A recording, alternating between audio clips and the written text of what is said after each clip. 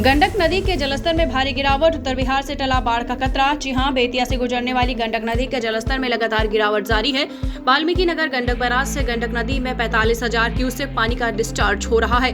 फिलहाल उत्तर बिहार में गंडक नदी से बाढ़ का खतरा टल गया। गिरते जलस्तर के बाद कई बिंदुओं पर कटाव के लिए नदी दबाव बना रही है।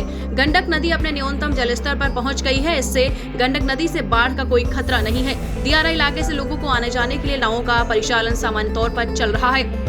हालांकि गंडक नदी के जलस्तर में लगातार गिरावट के बाद कई जगहों पर दबाव तो कई जगहों पर खेती वाले जमीन पर कटाव कर रही है। किसानों के कई एकड़ में लगे धान और गन्ने की फसल नदी में विलीन हो गई।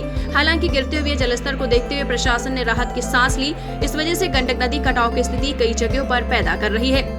यही कारण है कि अभियंताओं को अलर्ट मोड पर रखा गया है। वहीं जिले में लगातार कई दिनों से तेज धूप और उमस भरी गर्मी से लोग परेशान हैं। पिछले 4 दिनों से जिले में बारिश पर ब्रेक है, इससे लोग गर्मी से परेशान हैं। बेतिया से गुजरने वाली गंडक नदी के जलस्तर में लगातार गिरावट जारी है। वाल्मीकि नगर गंडक बैराज से गंडक नदी में 45,000 क्यूसेक पानी का डिस्चार्ज हो रहा है। फिलहाल अभी बाढ़ से राहत है। गिरते जलस्तर के बाद कई बिंदुओं पर कटाव के लिए नदी दबाव बना रही है। गंडक नदी अपने न्यूनतम जलस्तर पर पहुंच गई है। इससे गंडक नदी से बाढ़ का कोई खतरा नहीं है। दियारा इलाके से लोगों को आने जाने के लिए नावों का परिचालन सामान्य तौर पर चल रहा है। हालांकि गंडक नदी के जलस्तर में लगातार गिरावट के बाद कई जगहों पर दबाव तो कई जगहों पर खेती वाले जमीन पर कटाव कर रही है। किसानों के कई एकड़ में लगे धान और गन्ने की फसल नदी में विलीन हो गई है।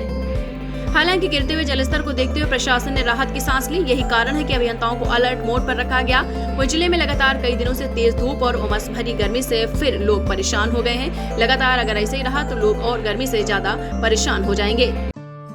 दीक्षांत एडुटेक लाया है दीक्षांत डिजिटल क्लास। दीक्षांत डिजिटल क्लास का उपयोग कर छात्र बना सकते हैं पढ़ाई को बेहद आसान और मजेदार।